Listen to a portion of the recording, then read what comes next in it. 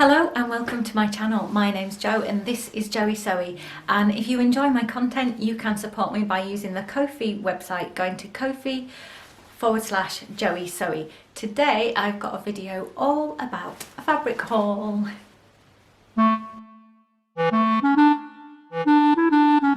So thank you to those of you who do support me on Ko-fi, and thank you to everybody who supports me by watching my channel. Today I have got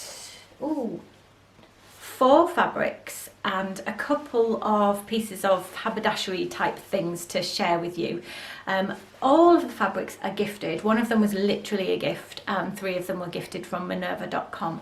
So without further ado, I will get on and I'll show you the fabrics. So this first piece, oh look, we blended, I didn't know I was going to do that. The first piece of fabric was literally a gift. It was from a neighbour of mine who knows I sew. I can't even remember where he got this from, but he does go to car boot sales quite often, so it's possible that he went to a car boot sale. It is, on one side, it is a crepe fabric. And then on the other side, if I can find a reverse to show you, it's basically a satin backed crepe in quite a classic dark blue colour. So that is in theory the right side. And then you've got this side, the crepe more matte side, which in theory is, in inverted commas, the wrong side. Now I've already cut a project out with this. I'm going to make the Wixton shift dress. So a little while ago on Instagram I put up some pictures of me trying on shift dresses, and in fact I bought a ready-to-wear shift dress a few weeks ago, which for me, hugely dramatic move, but it's something that's so outside of my comfort zone to wear a shift dress. I wear shirts and I wear trousers. I felt like I didn't want to commit to any one pattern or even to making a dress like that at all without playing around with the shapes and seeing how they felt and looked on my body. So that's what I was doing with the ready-to-wear stuff that I've shared on Instagram, where I'm also Joey Sewy if you don't already follow me. And I decided that I would go ahead and sew a shift dress. They're not the most complicated shape in the world, at least there is that. And I'm trying out first of all the Wixton shift, but one of the other fabrics I'm going to try out a different pattern as well. But yeah, this is already cut out and ready to go. Unusual for me. And it was completely free and completely a gift, which is always marvellous. No idea where it came from, but it is a fairly classic fabric of a satin back crepe. I'm using it mostly wrong side out because I don't want a shiny satin dress. I want something that's a bit more everyday. But I do think that I'm going to use the Wixton shift has a facing for the neck. So normally you'd turn the facing on the inside, but I'm playing around with the idea of actually turning the facing to the outside, finishing the edge of course, but having that as satin. And maybe the Wixton also has some pockets on the front, and I might do those in satin. So I might play around with showing a little bit of the satin finish, but mostly it's going to be the crepe so that it's more of a day dress. That is the plan for this fabric. So I might as well show you the next fabric as the one that I am going to make another dress with. Who knew? So it's this fabric. It's gorgeous. This is gifted from minerva.com, and it is, I'm just going to check exactly the description of the fabric. So this is, it's crepe de chine dress fabric is the description on the website, and this is emerald green. Now when I got this out of the packet that it arrived in, it looked, you see now I've got a good light on it so I can't mimic it. It looked a really muddy, dark, kind of brownish forest green, and I thought, oh, that is not emerald green in my eyes, and that's not how it looked on the website. But as soon as I actually unfolded it and let some of the creases develop, then the beautiful emerald green started coming out, and it was much more the colour that I wanted it to be. And it's not a shot fabric. Shots where the fabric is woven in a particular way with the up and down, the warp threads and the weft threads deliberately in different colours, and so when you turn it, it actually changes 2 different colours. It's not like that.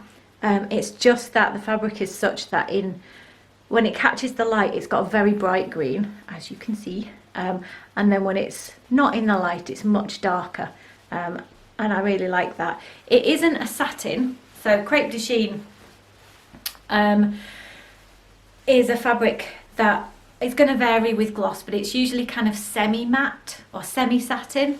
I want to use this as a fabric for a day dress, and I'm going to try the Meridian dress from Paper Cut Patterns. That is my plan, which I'll put a line drawing up, but it's got, if you remember back to my video trying on lots of evening wear, there was one of the dresses I tried on which had the dart that extended into a tie around the waist, and a viewer said, oh, because I said I had no idea how I'd find a pattern like that, and the viewer said, oh, I know exactly the pattern. It's the Meridian dress by Paper Cut Patterns, and it does exactly the same as far as I can tell from the line drawings, because I haven't made it yet.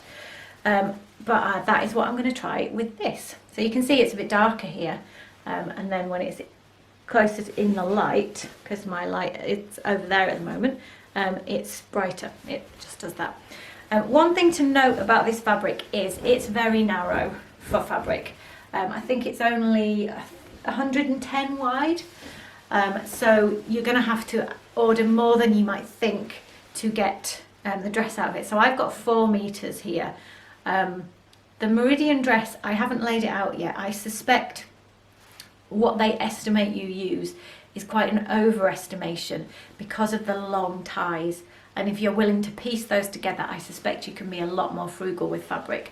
But because I've never made the pattern before, and this is actually quite inexpensive fabric, even if I didn't actually pay for it, let's be honest, but if I had paid for it, it's only £3.99 a metre anyway, so it's worth the risk of buying what the pattern actually recommends you need, which I don't often do, because I've never tried it before and because this is a narrow fabric. So that is the crepe de chine. There will be a link down below so you can buy it, because it is current on their website, and they've got loads of different colours, loads of gorgeous, gorgeous colours. But I'm in a green phase at the moment. If you saw my February sewing video, you will have seen quite a number of green things, and so that won't surprise you. So I've got green crepe de chine from Minerva Crafts, and it's lovely. I have one worry that it might be a bit staticky, but I did buy a couple of slips to go with the special dress that I made, so I can wear a slip underneath it, and that should deal with the static. That's my plan anyway. I'll let you know how it goes when I actually sew it.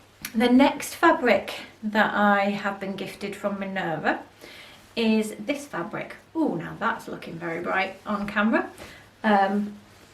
It is a creased jersey fabric. Let me just check the right name. Yeah, this is creased jersey knit fabric, it's called. So you can see there that it's quite creased, and that isn't simply because I haven't ironed it. I have pre-washed this, and I haven't ironed it because I'm a little bit unsure as to whether I need to. I'm going to have to do some tests, because clues in the name, it's sold as creased jersey knit. It's meant to have kind of a crumple feel to it. So I'm not sure if that will stay once I iron it. And then if I wash it again, it might bounce back into the creases. So yeah, it's a little bit, I'm uncertain about it. But the fabric itself, I'm not uncertain about at all. I'm just a little bit uncertain about how to care for it. So if you've got any tips, if you've worked with this kind of fabric before, I would love to hear those tips down in the comments below. So this is £10.99 on the Minerva website, again available in lots of different colours, and my intention with this, in fact my definite plan, fingers crossed, is to make a jersey shirt. If you saw my January sewing video, you will have seen a Bootstrap Patterns shirt that I did, which was actually a close copy of a Bowden shirt that I liked out of jersey fabric. It had a mandarin collar and a gather at the neck, rather than bust darts, and I'm going to make exactly the same pattern again. This is a little bit more drapey, this fabric, so the fabric I used for that white shirt in my January sewing video was not thick, but a little bit more bulky than this, and I've since been able to have my hands on that Bowden shirt, and it was actually surprisingly lightweight jersey, which makes sense when you think about the drape. So I love my white shirt, still wearing it, but I wanted to make another one basically, and pink is one of my colours as well as green, so I went for pink when I had the option on the Minerva website. So that is that fabric, a jersey knit fabric. with a crease effect on it. And then finally for fabrics, we're all about the bright colours because we've got bright red. Although I'm actually not going to use this fabric for myself. Again, this is a gifted fabric from minerva.com. I could use it for myself and it is lovely, but I have other plans. And if you have seen my live stream, I can't remember the date, I'll have to put the link down below, but it was a relatively recent live stream. I was cutting out a toile of a wedding dress that I'm making. The wedding's not till August, so fingers crossed it will still go ahead in the current virus climate. I think it will. And it will go ahead full stop. It was only a small gathering anyway of about 10 people. So yeah, it's an older bride and she wants a kind of 50s style but elegant wedding dress. So the dress pattern itself has quite a wide neck but with a collar, and then on the back it's got a deep-ish V because she's still going to wear a bra, so you can't go too deep. And she's in her 70s, I think she's about 70. So she doesn't, it's not a young bride with a really scooped back. You can wear what you like at whatever age you like, but generally speaking, I wouldn't expect an older bride to do the plunging back. So it has got a deep V, but it stays high enough that you can still wear a bra. And that collar that starts on the neck will also go down the back of the V, so there'll be a collar at the back. Invisible zip up the centre back, and then a full circle skirt, elbow length sleeves. So fairly simple other than that, and in red. So she's marrying a Scotsman and he has a family tartan, and so this red matches the family tartan, and she has a sash that we haven't actually decided how we're going to incorporate it yet because there's no fixed way that she wants to do it. So we may make a rosette or we may make a waist sash with the tartan, but her husband-to-be will be wearing a kilt, and the red matches that. So this is a stretch suiting from minerva.com again, and again it's available currently on their website, and it's available in lots of different colours. It's a polyester. It's got some spandex in it. It doesn't actually have that much stretch, if I'm honest. So I would say the stretch is just there as an ease fit thing. It's not there for using it for a knit pattern at all. There is just enough to make it comfortable and to make a tailored item even more wearable, but it's not a stretch fabric in the sense of using it for leggings or using it for a t-shirt or anything like that. It's not a knit, but it's a lovely fabric because it does not crease. So it is polyester, I think I've said that, which my bride was not 100% about, and we did think initially we might just make the toile out of this fabric, or worst case scenario, basically I was going to keep it for myself and make something else.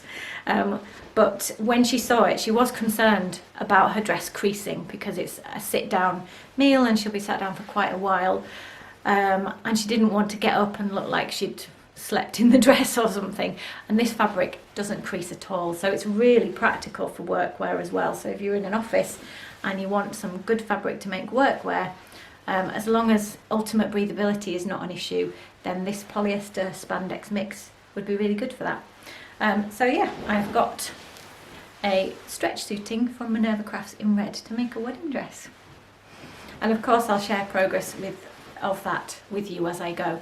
The toile, turns out I'd made an error in the measurements, so I need to redo the toile. It was useful to do, and it doesn't take long. I did it in cotton, but somehow I'd got the waist measurement really off. I must have written it down wrong, basically. It was quite a distracting environment where I took the measurements, learnt a lesson there, and most of it was okay up to and including the bust, but then the waist was way off. So I refitted it. That's what a toile's for, isn't it? And I'm going to remake the toile, and hopefully it will be much closer to the right fit when it goes on her that time. Can't really share pictures of that because it fits so badly. I had to slit up the seams quite a long way, and number one, I don't have her permission to share them, and number two, there's quite a lot of skin on show in the pictures I took just to fix in my memory exactly how it looked on her body. So I can share verbally the progress with you, but I can't share what it looks like yet. But as soon as we've got some decent pictures, I can show you what those look like. Oh, actually, I have got a little bit more fabric, which wasn't a gift. These are fabric samples. Now, way back when I was doing my special dress, feels like a lifetime ago now, I was thinking about making a jacket. Now, I'm often complaining about how far I live from the real world and from fabric shops.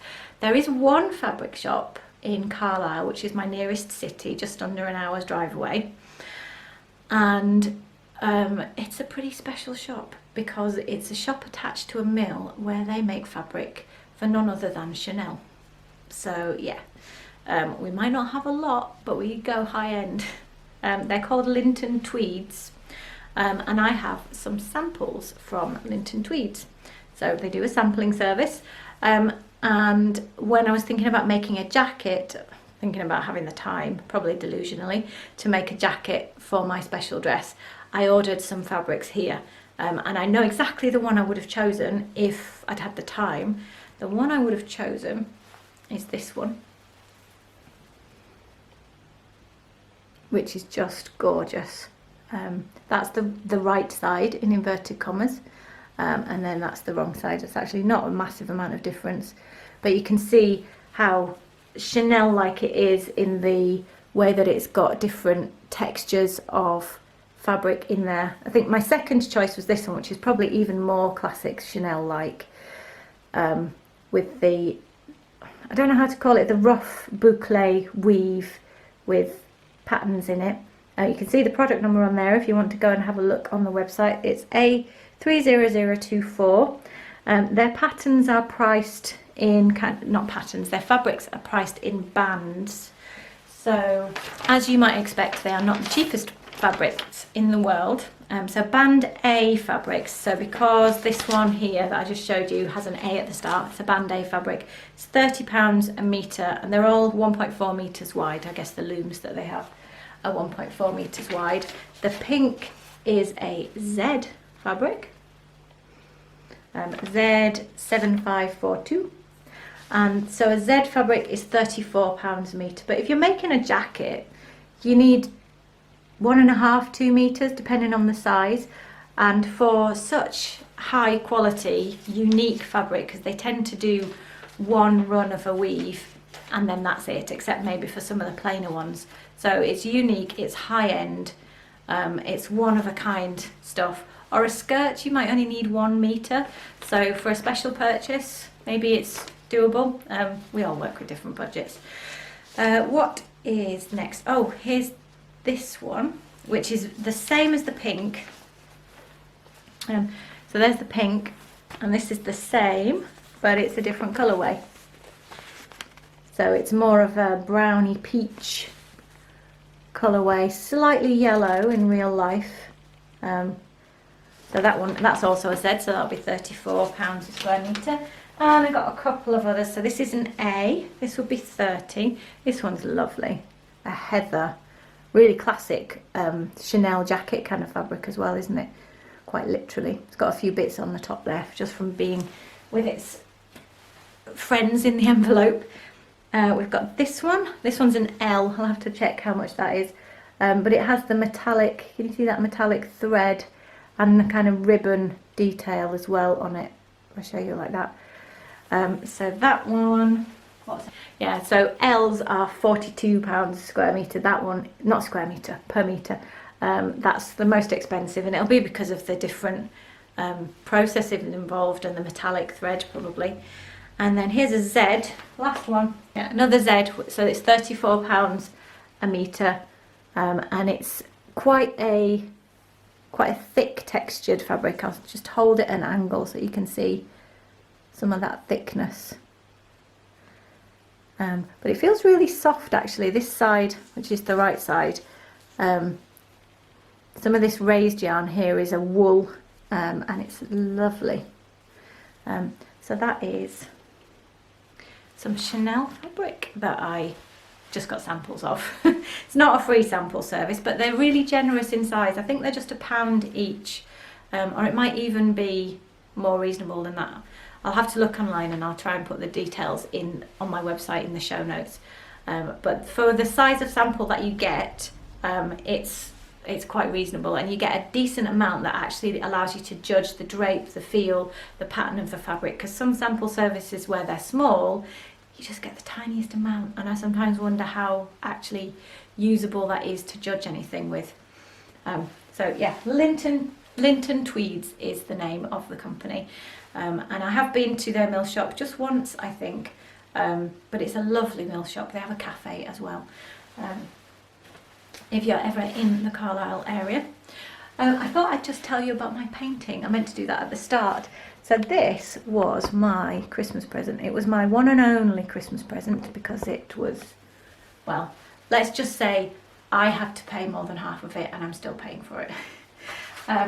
But it is by an artist, a local Cumbrian artist. I'm going to get out of the way of doing a shadow, called Kevin Weaver, and it's just beautiful. I love the colours on it.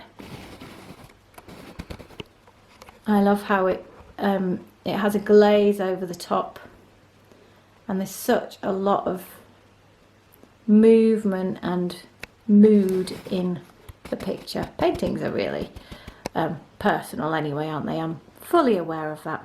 But I had thought I should really tell you about that, seeing as it's behind me, and I don't normally stand here. I'm in my lounge with my fireplace to my left, and my sofa kind of behind where you are, if you want to place it into context.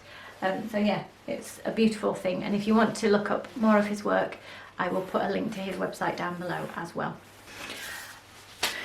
Now, lastly today, I've got two kind of haberdashery tool type items to show you. The first is some spot and cross paper, which you might be, oh, that's going to be noisy, you might be very familiar with, or you might never have seen. So that is what the spots and the crosses look like. And this is basically pattern drafting paper. I've been on one pattern drafting, so, well, it was make a toile of trousers. It wasn't so much pattern drafting, although we drafted a pattern unique to our body. Anyway, that was 5 years ago or something, and they used this paper, so that's why I got into using this. And I recently ran out of the paper that I had, so I had to buy some more. So I've got it from a supplier on eBay. I don't use it a lot, but I have recently been working with a friend's daughter who has made the very wise choice of taking textiles as a GCSE. GCSEs are the exams that we do at age 16 in this country, if you're not in England. And so textiles is all about fashion and design and stuff like that. And her mum wanted me to give her some lessons because she's got a sewing machine and she's been doing lots of playing around by herself, which just melts my heart because it reminds me of being that age too and doing the same. But she's never had anyone actually teach her how to read a pattern or how to sew or how to pick suitable fabrics. So we've been having fun doing a little bit of tuition like that. And as part of it, we were drafting off a pattern from her favourite skirt. She's 16, she's tall, she's thin. It's a really lovely scuba short mini skirt, which she should definitely wear because she totally can. And we were drafting off a pattern using this spot and cross paper. So that's why I needed to get some more, and I thought I'd share that with you. I found an eBay seller where I got this from, and it was a really reasonable price. So I will put a link down below and in my show notes, so that if you want any, you can buy it in smaller quantities. The spot and the crosses are there because it makes it easier to read the paper. So you can just use gridded paper. Everyone's going to have their personal preference, so you might have a preference already. You can just use gridded paper, but the spot and the cross means that you don't get confused between the lines. Obviously, it is basically just fancy graph paper, but using the different markings means it's easier to keep track of whether you're in a straight line. Do you need that one or do you need the one next to it when you're trying to match up dots? So it does make it easier to work with than standard graph paper or standard squared paper, or you can get versions where it's just dots or just crosses, and I don't find that as easy to read with my eyes when I'm trying to draw a line and stuff like that, so I prefer spot and cross. And last but by no means least is the absolute essential tool for anybody who sews with a sewing machine. I have bought some new sewing machine needles, and I just thought I'd share that with you. So I used an eBay seller that I've used for zips because they're called Zipper Station, and I've used them a few times. I think I showed you, I did my exposed zip on my denim skirt from my February sewing video. I did that with a Zipper Station zip, and when I was making that purchase I also made some purchases of extra needles. So I have got size 90, and there are 10 in there. I got some jeans needles, size, what did I get? Size 110, and I got some regular needles that are 120. So these are not the only needles you'll ever need in your life, but I just got them because these were what I had gaps. There are 10 in a pack. It's going to be a long time before I need to purchase again, but I thought I would just say, I've never done a specific video about needles, but for a long time it puzzled me what on earth the numbers were and why, for example, why 90/14? Does that mean something special? What's that all about? So a little while ago I looked it up, and it's really simple. The first thing to know is, as with many things, there's more than one system going on here. So there's a European system and there's an American system.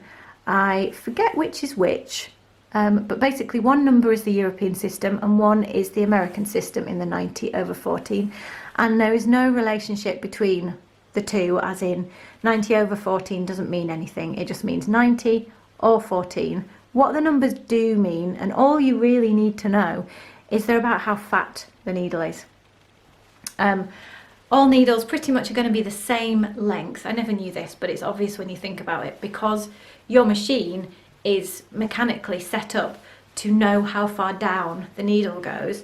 If we started messing around with how long the needles were, the timing on the machine just would not work. The bobbin wouldn't pick stuff up. So as far as I'm aware, and I think this is true, all needles are exactly the same length. They have to be to fit in a sewing machine.